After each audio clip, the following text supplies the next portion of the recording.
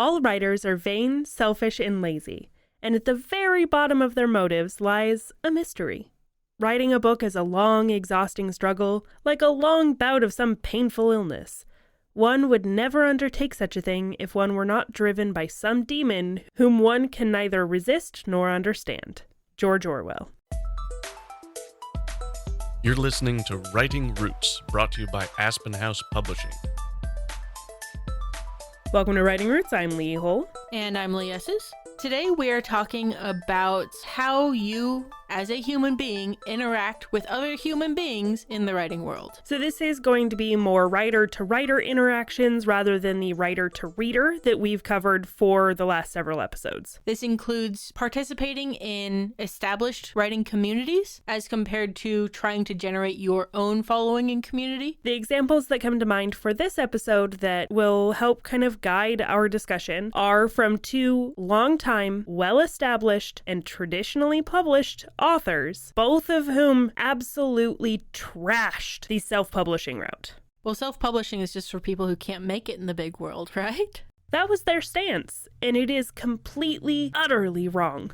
My idea is traditional publishing is for people who can't do it all on their own. So here's the thing. No matter what path you are choosing to take in your writing, it's important to know how to interact with other writers and treat them with respect because, like we mentioned in our last episode, other writers can help you build audiences. Other writers can help you in the process. You can learn from them. They can learn from you. If you are treating them as competition or talking down to them or down at them, then you are not building a good community.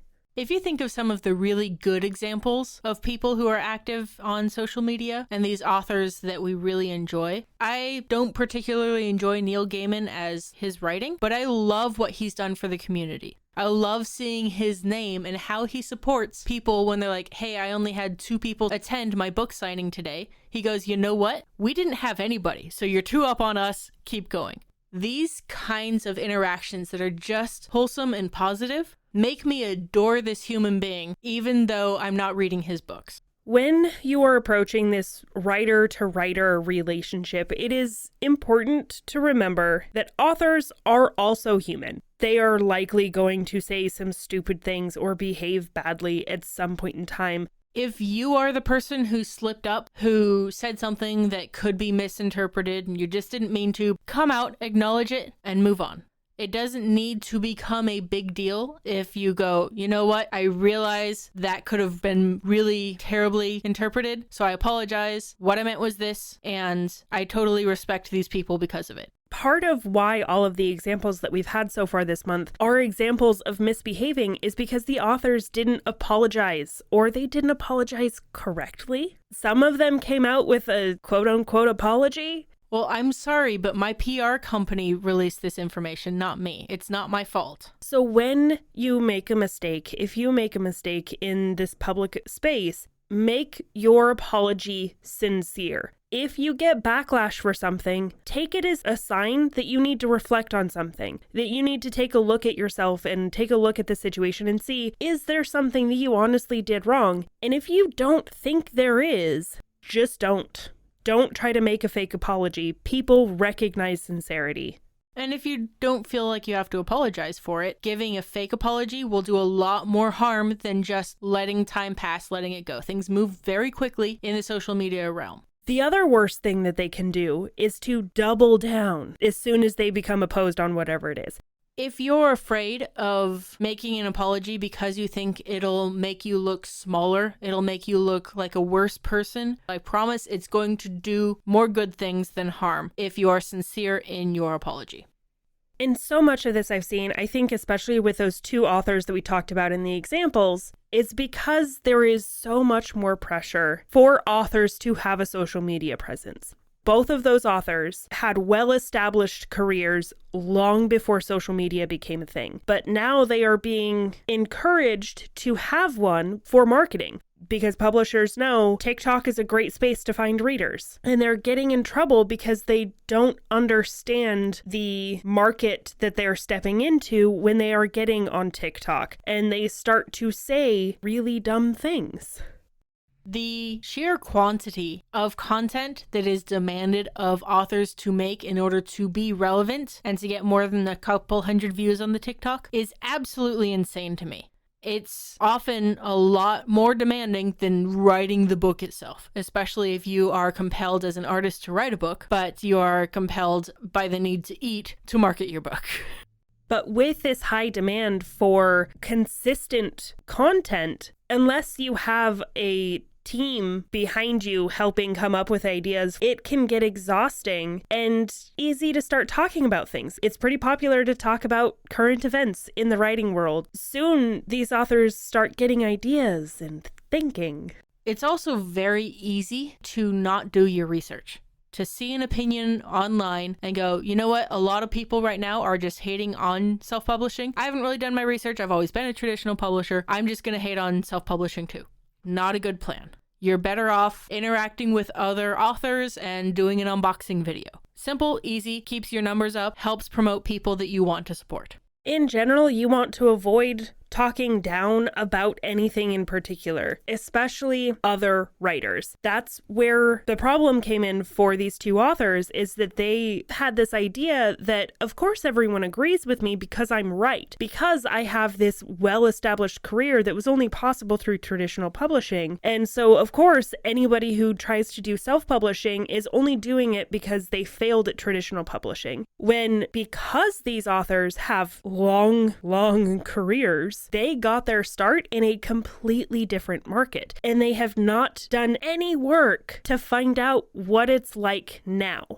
I saw someone post the other day that something like 70% of the traditional publishing industry has turned over as far as just the names since COVID. So a lot of the advantages of agents and publishers having contacts in the world is just simply gone. So unless you are so high above the rest of the publishing world, the advantages in the path that you initially took might not still be there. Taking a modern look can be incredibly helpful to do your research and incredibly dangerous if you don't. And I think that's what we're trying to get at overall, is just do your research. If you are making content, if you are going out there and putting out opinion on current events in the writing world or whatever, make sure you're staying current. Make sure you do your own independent research instead of just parroting what you hear or basing your opinion off something that you learned or experienced 10, 15, 20 years ago. Because even 5 years ago, the landscape was completely different. And the other thing when you are dealing with other authors, if you are in this world, is that you have to understand that your way is not the right way for everyone.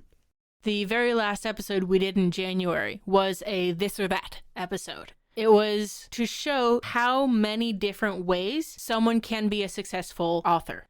If they didn't take this exact path, and they aren't all pantsers, and they aren't all sprinters, and they aren't all music listeners as they're editing, whatever. They don't do things the same way you do, does not make them less successful. It does not have to be your way or the highway.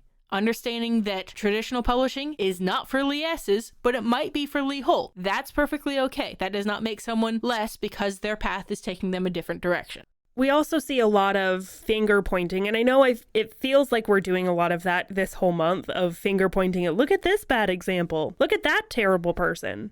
In general, you have to be careful about that kind of stance out on social media, because other authors have followers. They have people who like them. So trashing one author is not going to gain you any favors from their followers. With what we're doing in this entire month, there's a reason we're not naming authors. If you know what we're talking about, that's awesome. You are active in the writing and reading community. That is great. But we're not out here trying to specifically call out and trash any author in particular. We're just using their experiences as a thing to say, hey, look, don't do this. We are offering these examples not to belittle anybody, but for educational purposes, because no one had this conversation with these authors before they tanked their careers. We are here to help.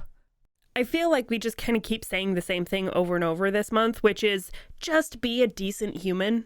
It seems like it's that simple, but it's also that difficult, especially when you're trying to drum up emotions.